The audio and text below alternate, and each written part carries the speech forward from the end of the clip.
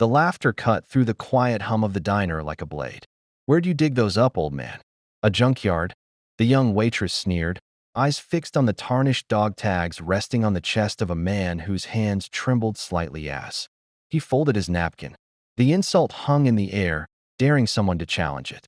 But the man remained still, his weathered face showing no reaction, his silence steady as stone. A few customers glanced up, some with faint smirks, some with uneasy curiosity, but no one spoke. No one intervened. His name was Walter Briggs, though few would have known it by looking at him. His jacket was threadbare, his boots scuffed, and his shoulders, once broad and commanding, now hunched under the quiet weight of years. To most, he was just another forgotten face, a relic at the corner booth clinging to rusted memories. But to those who truly looked, the faint outline of a trident tattoo peeked from beneath his sleeve, a silent mark of men who have walked through fire. Walter had lived enough for 10 men. A Navy SEAL through the darkest days of conflict. He'd tasted the searing heat of Middle Eastern deserts, the freezing blackness of ocean nights, and the bitter metal tang of blood on his tongue. He had dragged brothers from burning wreckage. He had held a dying friend's hand, promising he would deliver his dog tags to the man's son, tags that now hung heavy around his own neck. Always worn, never explained, he remembered the sand caked into his skin, the roar of the helicopters fading as he cradled his fallen comrade, and the silence that followed him home. Metals had gathered dust in a box beneath his bed. His uniform, folded with precision, lay untouched in a drawer. The wars he fought never ended. They simply became quieter, sinking into the hollow ache behind his ribs. The waitress didn't know any of that. All she saw was a man whose best years appeared to have abandoned him.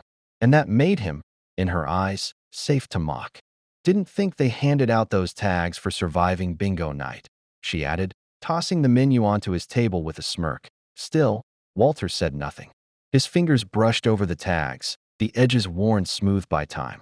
The diner seemed to hold its breath, caught between discomfort and indifference. From the corner of the room, a man in a dark suit rose slowly, his eyes locked onto Walter's tags with a flicker of recognition.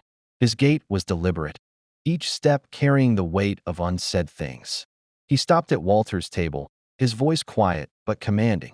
"Where did you serve, sir?" Walter's eyes finally lifted, locking onto the stranger's gaze. "Echo Platoon, SEAL Team 3. The man's jaw tensed. His hand rose in a crisp salute. "Commander James Hartley, SEAL Team 4. "It's an honor, sir." The clatter of silverware and idle chatter faded into silence. The air thickened with something electric, something reverent. Every head turned. The waitress, suddenly pale, took an awkward step back. I didn't know." "You didn't need to know." The commander's voice cut through her stammer, calm but razor sharp. "You only needed to respect." Walter's lips curled into the faintest smile, not of triumph, but of quiet understanding. His silence had always been his power. He didn't need to prove anything. His life, his scars, his rusted dog tags had already spoken volumes. The commander turned to the room. "Ladies and gentlemen, we're in the presence of a man who's fought battles we'll never understand. The tags he wears aren't rusted. They're burnished by history, by sacrifice, by lives saved and friends lost." A few began to rise from their seats. One by one, without words, they stood in silent tribute. The weight of the moment settled over the room like a gentle storm. Some placed their hands over their hearts. Others simply bowed their heads. "Silent dignity speaks louder than 1,000 voices," the commander added, his words lingering like an anthem. The waitress, tears trembling at the corners of her eyes, placed Walter's coffee on the table with shaking hands. "Your coffee's on the house, sir." I'm sorry." Walter's response was a nod, small but full, as though forgiveness came not from words but from the steadiness of his gaze. "Rust fades.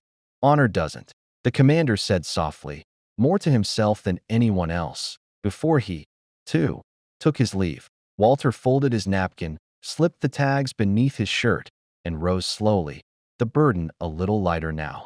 As he passed through the hush of the diner, the sea of standing strangers parted for him, as if some invisible gravity pulled them aside. Outside, the wind was sharp, but Walter's chest felt warmed in a world so quick to judge by what tarnishes. Sometimes it takes a moment of silence to remind us what truly shines. Some battles are fought in silence. Some heroes never tell their stories. Where are you watching from? Share your thoughts, and let us honor these silent warriors together. Subscribe for more stories that reveal the unseen battles of everyday heroes.